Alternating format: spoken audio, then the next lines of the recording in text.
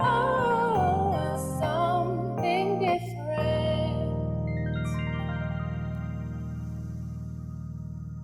Exodus chapter 14, verses 1 to 4. Then the Lord said to Moses, "Tell the people of Israel to turn back and encamp in front of Pi-hahiroth, between Migdol and the sea, in front of Baal-zephon. You shall encamp facing it by the sea. For Pharaoh will say of the people of Israel, they are wandering in the land. The wilderness has shut them in. And I will harden Pharaoh's heart, and he will pursue them. And I will get glory over Pharaoh and all his host. And the Egyptians shall know that I am the Lord." And they did so. Has the Lord ever given you an instruction that just totally befuddles you? Has he ever orchestrated a move in your life that confuses you, that causes you to wonder what is really happening? Have you ever had an occasion where you have resisted or even rebuked the move of God? Not because you wanted to be rebellious, but because it defied logic and you were sure it wasn't God? This was a sort of situation that Israel was in. They had just been delivered from their captors, from their slave masters, the Egyptians. They had traveled 3 days into the wilderness. They were now right on the brink, right on the edge of getting away from the area that the Egyptians would likely pursue them in. They were right at that place where they would move into the desert, move beyond the reach of pursuit from the Egyptians. And then the Lord sends an instruction. Tell them to turn back and go and encamp in front of the Red Sea.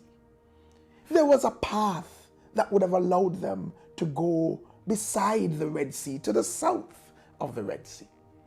But the Lord says, go back and encamp in front of the Red Sea. Now that doesn't make sense. Certainly, it would seem more logical to seek to get as far as you can, as quickly as you can, from the people who would likely come after you. But no, the Lord says, go back and encamp in front of the sea. But it was a setup. It was a setup. God had a plan. He was not setting up his children to fail or to be captured by those whom he had just delivered them from. Remember, there's a promise, that if God has begun the work, he will complete it. So you can be sure he will take care of you. Why then did he send them back in front of the Red Sea?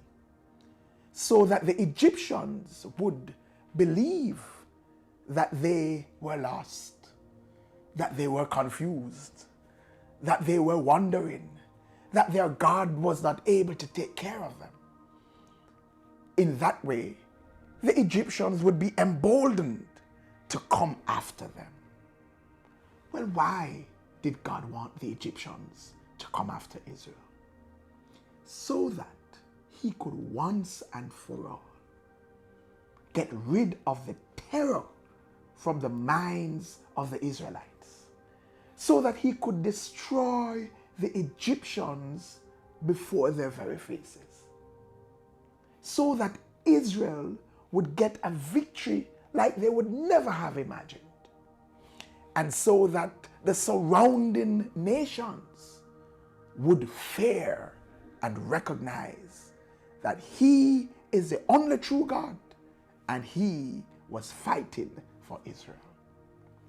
Sometimes the Lord will bring us to a place that looks like a dead end. But He's only ensuring that we get full victory and that He gets glory. Sometimes we do not understand what He's doing, but trust His heart. Know that all things work together for the good of them that love God, them who are the called according to His purpose. Know that He will never fail and He will never leave you nor forsake you. Sometimes He will cause us to turn back. Sometimes He will pull us back. But it is only to launch us farther. So let's trust God and know that He will take care of us. Trust God and live. Like, share, comment, and subscribe. Don't forget to hit that notification bell. And for more, join us at 9 a.m. on Sunday mornings at 10 Union Square, Crossroads. If you can't be there in person, join us virtually via Facebook Live.